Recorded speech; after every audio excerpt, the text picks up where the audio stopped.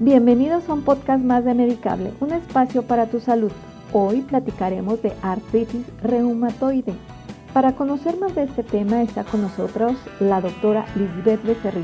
Ella es reumatóloga. Bienvenida, doctora. ¿Me ayudas presentándote? Hola, soy la doctora Lisbeth Becerril, especialista en reumatología. Nos encontramos en la Torre de Especialidades San Angelín, Acora del Valle, en el piso 10, consultorio 56. Gracias, doctora Becerril. Para iniciar, ¿nos puedes decir qué es la artritis reumatoide y cuáles son sus causas más comunes? La artritis reumatoide es una enfermedad autoinmune. Se caracteriza principalmente por afectación en las articulaciones, aunque no es la única área que afecta de todo el organismo. Puede causar manifestaciones sistémicas como afecciones en la piel, afecciones pulmonares, afecciones incluso raras, pero también renales, y se debe a que se forman ciertos anticuerpos que afectan los organismos. No existe una causa específica, así como si habláramos de un virus que causa cierta infección. El punto es que se juntan diversos factores genéticos que ya todos traemos de herencia, que nos predisponen a padecer alguna enfermedad, y puede haber algunos factores que de pronto ambientales o incluso factores de cuestiones que realizamos que nos puedan detonar la enfermedad. Una de las principales cosas que se asocia en las personas que tienen la predisposición genética es el tabaquismo. El tabaquismo puede detonar enfermedades autoinmunes, en este caso la artritis reumatoide, en las personas sobre todo que tienen un familiar de primero o segundo grado, mamá, abuela, hermanas, tías, que padecen la enfermedad. Y doctora, ¿nos puedes decir cuáles son los síntomas iniciales que pueden indicar la presencia de artritis? Los principales síntomas que tiene la artritis reumatoide son especialmente a nivel articular. La gente se queja de dolor articular, inflamación articular, sobre todo en las articulaciones de las manos. En esta parte, en las metacarpofalángicas llamamos nosotros, y en las de los dedos. Además, los pacientes refieren rigidez articular matutina. Se levantan y les cuesta trabajo empezar a moverse.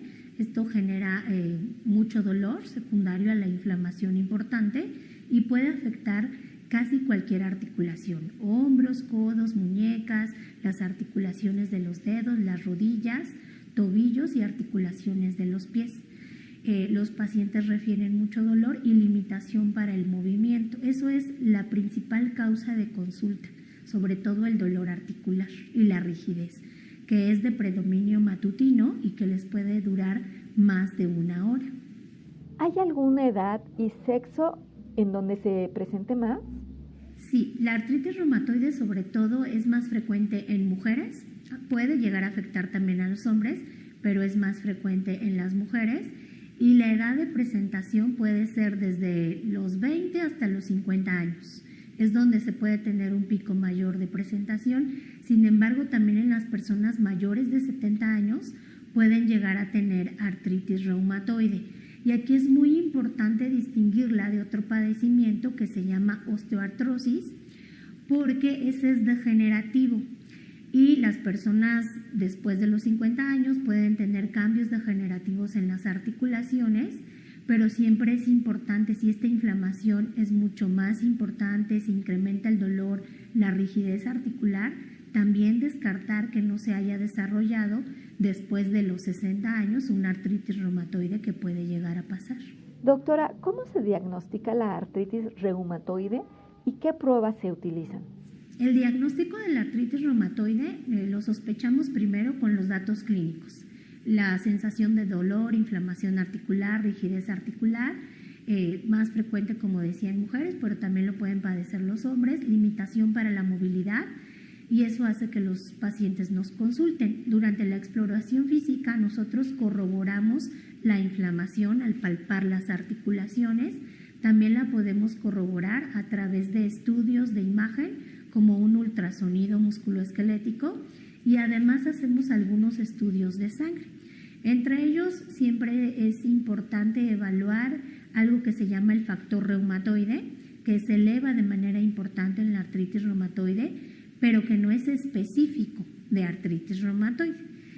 Algo que es mucho más específico son unos anticuerpos que se llaman anti-CCP, que son más específicos de esta enfermedad. Entonces, con esto y algunos reactantes de fase aguda, es decir, unas proteínas que se elevan cuando hay un proceso de inflamación, que puede ser la velocidad de sedimentación globular, la proteína C reactiva. Siempre también es importante hacer estudios generales, una biometría hemática, puede llegar a generar anemia, aunque no es lo más frecuente. Es importante hacer una química sanguínea para ver que el paciente no tenga otros padecimientos que puedan justificar el dolor articular. ¿Y qué tratamientos están disponibles para manejar la artritis? El tratamiento de la artritis reumatoide se basa en medicamentos que detienen la inflamación. Nosotros les llamamos fármacos modificadores de la enfermedad. Hay diversos fármacos, unos se llaman sintéticos, otros biológicos. En la actualidad, en las últimas décadas, tenemos muchos tratamientos. También utilizamos antiinflamatorios no esteroideos para mejorar el dolor y la inflamación. Sin embargo, esa no es la base del tratamiento. Y en algunos casos también utilizamos derivados de cortisona, o los llamados glucocorticoides. Es muy importante aquí hacer énfasis en los pacientes en que no se automediquen, sobre todo derivados de cortisona, porque eso puede disfrazar la enfermedad y además puede tener efectos secundarios si no se dan en la dosis adecuada, por el tiempo correcto y monitorizado por un médico reumatólogo. Y doctora, ¿cómo afecta la artritis a la calidad de vida de los pacientes? La calidad de vida de los pacientes se ve afectada de manera importante, sobre todo si no tratamos de manera temprana el proceso inflamatorio. Es importante en el momento que uno detecta dolor, inflamación articular, rigidez, consultar al médico de primera línea y que los refiera al reumatólogo, porque de otra manera este proceso inflamatorio va a limitar mucho la movilidad y al inicio las personas pueden empezar a dejar de hacer sus actividades digamos recreativas, pero les limita para hacer sus actividades básicas, incluso bañarse, vestirse, peinarse. Obviamente no pueden llevar a cabo sus actividades laborales. Algunos pacientes, si el proceso inflamatorio persiste, pueden llegar a tener deformidades articulares que con los tratamientos actuales esto se puede evitar con un tratamiento temprano. Pero si ya presentan largo tiempo de evolución y presentan deformidad articular, esto limita mucho más el movimiento, incluso la posibilidad de levantarse de la cama, de caminar. Es importante que sepan los pacientes que en la actualidad los tratamientos nos permiten mejorar su calidad de vida y que puedan realizar sus actividades de manera normal. ¿Nos puedes platicar qué papel juega la alimentación y el ejercicio en el manejo de la artritis reumatoide? Con respecto al ejercicio en la artritis reumatoide, es importante saber que debemos fortalecer sobre todo los músculos. Cuando un paciente tiene dolor articular, deja de mover la articulación y esto hace pues que los músculos se vayan atrofiando, ¿no? Que se les olvide, que pierdan fuerza, que se adelgacen, por así decirlo. Entonces es importante primero controlar la inflamación y una vez que está controlada la inflamación, se pueden llevar ejercicios sobre todo evaluados por un fisioterapeuta para que los pacientes puedan recuperar la fuerza y la movilidad en conjunto con el tratamiento farmacológico. En cuanto a la alimentación, en realidad no hay una alimentación específica que pueda mejorar la artritis reumatoide. Se recomienda obviamente tener una alimentación balanceada, que consuman proteínas, de preferencia proteínas de origen animal, pero también proteínas de origen vegetal, que sea balanceado, que tengan consumo de grasas que sean como las grasas buenas para evitar también que suban de peso y que esto favorezca más limitación para la movilidad. Y doctora, de acuerdo a lo anterior, ¿existen factores de riesgo que aumentan la probabilidad de desarrollar artritis reumatoide? Los factores de riesgo que incrementan la posibilidad de desarrollar artritis reumatoide sobre todo son la parte genética. Eso ya está muy bien descrito. Todos tenemos predisposición genética que nos da nuestro color de piel, color de ojos, color de cabello, pero también tenemos en nuestros genes información que nos hace ser más predispuestos a padecer ciertas enfermedades. En este caso, puede haber una predisposición genética, a pesar de que a veces sea el primer caso en la familia. Entonces es importante investigar si hay casos anteriores familiares, insisto, de segundo grado, tías, abuelas, mamás, hermanas, pero también evitar el tabaquismo. El tabaquismo hace que se produzcan unas proteínas que van a ser las que van a generar inflamación en aquellas personas que tienen la predisposición. Y obviamente llevar una vida con una dieta balanceada para evitar otros riesgos. Y hablando de fibromialgia, ¿nos puedes decir qué es y cuál es la diferencia con las otras enfermedades reumáticas? La fibromialgia es una enfermedad bastante compleja porque se caracteriza por muchas manifestaciones. La manifestación más importante que refieren las pacientes son dolor muscular generalizado. Además, presentan fatiga, aún a pesar de hacer las mismas actividades que hacían cotidianamente. Alteraciones del sueño, se puede acompañar de alteraciones del ánimo, ansiedad y depresión. Y la diferencia, por ejemplo, entre fibromialgia y enfermedades reumatológicas como artritis reumatoide, osteoartrosis, es que la fibromialgia no da datos de inflamación. Si nosotros exploramos al paciente, no va a tener inflamación articular. Sin embargo, los o las pacientes pueden referir mucho dolor generalizado. Esto es lo que hace a veces incluso que se diagnostiquen tardíamente, porque de pronto pueden toparse con personas que no crean que los pacientes tienen este dolor, a pesar de que los pacientes lo refieran. A la hora de explorarlos puede ser que no encuentren alguna alteración importante. Una de las alteraciones más importantes que presentan dolor a estímulos que no deberían de ser dolorosos. Nosotros llamamos a esto alodinia. A veces un apretón de manos, un abrazo, hacer un poco de presión sobre los músculos les puede generar un dolor importante a las pacientes. Doctora, ¿cuáles son los síntomas más comunes de la fibromialgia y cómo se diagnostica? Los principales síntomas de la fibromialgia son cansancio crónico. Generalmente el criterio es más de 3 meses de sensación de cansancio, más de 3 meses de dolor en cualquier parte del cuerpo. Nosotros lo dividimos en 19 regiones. Sin embargo, si viéramos la imagen de un cuerpo humano, en realidad serían todos los sitios musculares, son áreas musculares, brazos, antebrazos, piernas, región glútea, tórax anterior, tórax posterior, cuello, incluso la mandíbula, dolor generalizado que los pacientes refieren. El diagnóstico se hace con algunos criterios que ya están bien establecidos a través del Colegio Mexicano de Reumatología y los colegios europeo y americano de reumatología, en donde los pacientes refieren dolor de más de 3 meses con cansancio persistente, alteraciones del sueño, por lo menos evidenciar los sitios de dolor a la hora de interrogar a las pacientes. Siempre es importante descartar que no tengan otras enfermedades que puedan generar dolor, como artritis reumatoide, osteoartrosis o a veces hipotiroidismo, pueden generar dolor muscular, pero también es importante saber que pueden coexistir. Hay pacientes que tienen fibromialgia y artritis reumatoide o alguna otra enfermedad y también fibromialgia. El diagnóstico es básicamente clínico. No hay un estudio de laboratorio de imagen que nos pueda decir positivo o negativo a fibromialgia.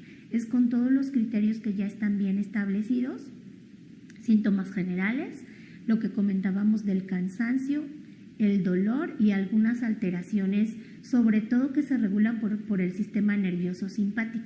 Los pacientes pueden referir mareos, taquicardias, sudoraciones, alteraciones para poder conciliar el sueño, sueño no reparador, a pesar de que puedan dormir aparentemente 8 horas, amanecen cansadas, y con toda esta suma de estas manifestaciones se integra clínicamente el diagnóstico. ¿Y qué médico especialista puede hacer el diagnóstico de la fibromialgia? El diagnóstico de la fibromialgia generalmente lo hace el reumatólogo.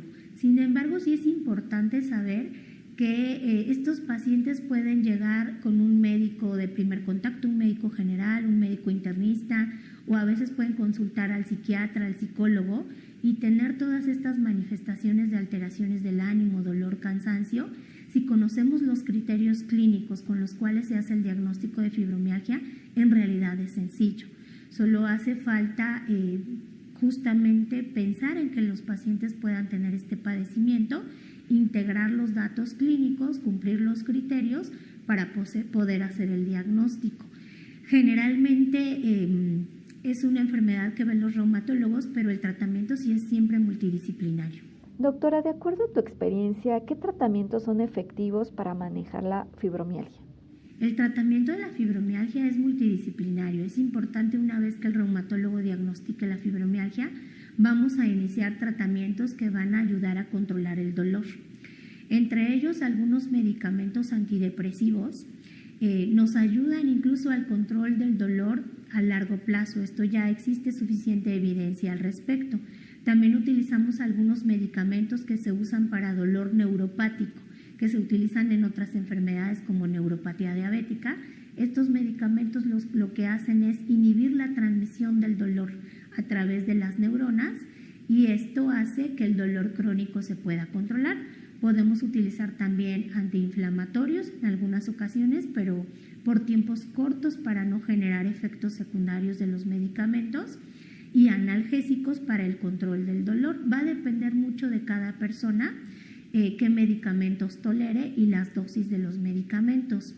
Esa es la terapia farmacológica, pero también debemos tomar en cuenta la terapia cognitivo-conductual. Es importante acudir con psicólogo para que nos apoye con una terapia cognitivo-conductual, porque hay una relación estrecha entre el estrés y la detonación de la fibromialgia. El estrés puede ser físico, emocional, como la pérdida de un ser querido, a veces puede ser secundario a una cirugía, les quitan la vesícula y aunque se resolvió el problema de la vesícula, los pacientes pueden persistir con dolor generalizado. Entonces, la terapia cognitivo-conductual también nos apoya al control del dolor, también con las nutriólogas o nutriólogos, porque una alimentación adecuada, con bajo consumo de gluten, de azúcares, bajo consumo de grasas, mejora el dolor en las pacientes con fibromialgia, y también ejercicio de muy bajo impacto. Sobre todo puede ser natación, que es de muy bajo impacto, yoga o tai chi, tienen evidencia de que mejoran el dolor en las pacientes con fibromialgia. ¿Y qué estrategias de autocuidado recomiendas para los pacientes con fibromialgia? Las estrategias que los pacientes pueden tener de autocuidado para la fibromialgia es, primero consultar a los médicos al respecto de sus síntomas y después seguir de manera puntual las indicaciones. A veces los pacientes quisieran, y también nosotros los médicos, que solo con tratamiento farmacológico mejorarán, pero realmente sí hay que hacer un gran esfuerzo por mejorar ciertos hábitos.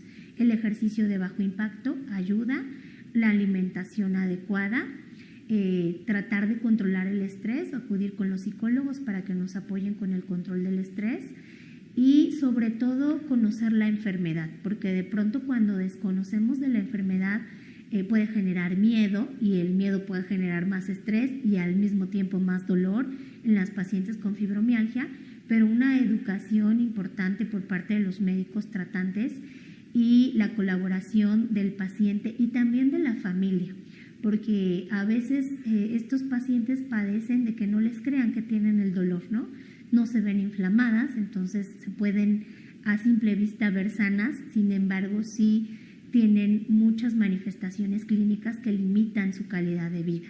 Entonces, llevar a cabo el tratamiento multidisciplinario les va a ayudar a que mejoren todos los síntomas e invariablemente van a mejorar. Eso es importante que lo sepan. Doctora, ¿es curable la fibromialgia? La fibromialgia es una enfermedad crónica que si bien no se cura, pero se puede controlar. Las pacientes que llevan el tratamiento multidisciplinario pueden llegar a tener control del dolor, mejorar su calidad de sueño y realizar sus actividades, porque muchas veces dejan de hacer actividades recreativas, es lo primero que sacrifican y a veces les limita sus actividades laborales, pero con el tratamiento adecuado multidisciplinario las pacientes pueden llevar una calidad de vida adecuada y reincorporarse a todas sus actividades. Si bien no se cura y de pronto pueden tener periodos en los que recaigan dependiendo de cómo lleven el tratamiento o de si están sometidos a mucho estrés, pero en realidad tenemos muchos tratamientos que les pueden ayudar a mejorar y tener una calidad de vida adecuada. ¿Y son más sensibles las personas con fibromialgia? Algunas pacientes con fibromialgia justamente refieren que pueden tener más dolor con el frío o con el calor. Esto tiene que ver mucho con que, digamos que sus receptores del dolor, su umbral al dolor es mucho más bajo que el resto de las personas. Entonces, estímulos que a cualquier persona no le podrían molestar, a las pacientes con fibromialgia les pueden detonar dolor.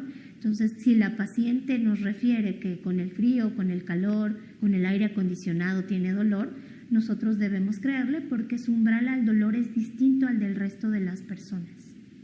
En tu experiencia, ¿es posible tener artritis reumatoide y fibromialgia al mismo tiempo? Pueden existir pacientes que tengan artritis reumatoide y que también tengan fibromialgia. Son enfermedades que se relacionan mucho porque las dos afectan principalmente casi a los mismos grupos de edad, también al mismo género, a las mujeres, pero sobre todo porque en aquellos pacientes que padecen enfermedades crónicas como artritis reumatoide, lupus eritematoso sistémico, por ejemplo, al final les genera un estrés crónico. Son enfermedades inflamatorias que no se curan, que si bien tienen tratamiento con los que pueden mejorar, pero son enfermedades crónicas que en algún momento de su vida les pueden limitar mucho su calidad y sus actividades cotidianas. Entonces, estos son factores que favorecen que se detone también la fibromialgia. Pueden coexistir o pueden existir de manera independiente. ¿Nos puedes platicar qué investigaciones recientes están surgiendo sobre la artritis y la fibromialgia? En las últimas décadas ha habido muchas investigaciones al respecto de la artritis reumatoide, en la cual las terapias ya van muy dirigidas hacia el proceso específico que causa la inflamación. Por ejemplo, los antiinflamatorios comunes que solemos tomar, pues pueden ayudar a controlar cualquier tipo de inflamación. Sin embargo, los fármacos que modifican el curso de la enfermedad de la artritis reumatoide van dirigidos, les llamamos terapias dianas, porque van dirigidos a ciertas moléculas que van a bloquear procesos inflamatorios específicos. Y en la actualidad ya tenemos bastantes medicamentos al respecto que se ha demostrado su seguridad y su eficacia para el control de la artritis reumatoide. Con respecto a la fibromialgia, la verdad es que también ha avanzado mucho la investigación porque se ha determinado sobre todo esto que sí es una enfermedad que tiene mecanismos específicos que la detonan y la producen. Entonces, hay medicamentos y muchos estudios que ya se ha identificado cómo bloquean esta transmisión del dolor, cómo mejoran los neurotransmisores y cómo esto a largo plazo va a mejorar todos los síntomas de las pacientes con fibromialgia. Además, también muchos estudios en los que se ha identificado cuáles son todos los síntomas que pueden generar y para así generar nuevos tratamientos. Para finalizar, ¿qué recomendaciones les puedes dar a nuestros escuchas con estas enfermedades? Me gustaría decirles a los pacientes con enfermedades reumatológicas como artritis reumatoide, fibromialgia, lupus eritematoso sistémico, que es importante acudir a un médico para poderlos diagnosticar. Una vez que sean diagnosticados, llevar a cabo el tratamiento por el experto en estas enfermedades, que en este caso somos los reumatólogos, en conjunto con las otras disciplinas que nos apoyan en su tratamiento. Y algo sumamente relevante es que no existen curas mágicas para estas enfermedades, porque a veces los pacientes se automedican y esto les puede generar más daño que beneficio. Entonces sí es muy importante consultar al experto y sobre todo no automedicarse, porque incluso para cada paciente puede ser que cada terapia funcione diferente. Doctora Becerril, gracias por esta charla. Con esta información terminamos. Muchas gracias por su atención. Soy la doctora Lisbeth Becerril Mendoza, especialista en reumatología. Nos encontramos en la Torre de Especialidades San Angelín Acora del Valle, en el piso 10, consultorio 1056. Gracias. Gracias, doctora. Y gracias a los escuchas por acompañarnos y aprovecho también para agradecer a la Torre de Especialidades San Angelín Acora del Valle por las facilidades prestadas. Los espero la siguiente semana aquí en Medicable, un espacio para tu salud.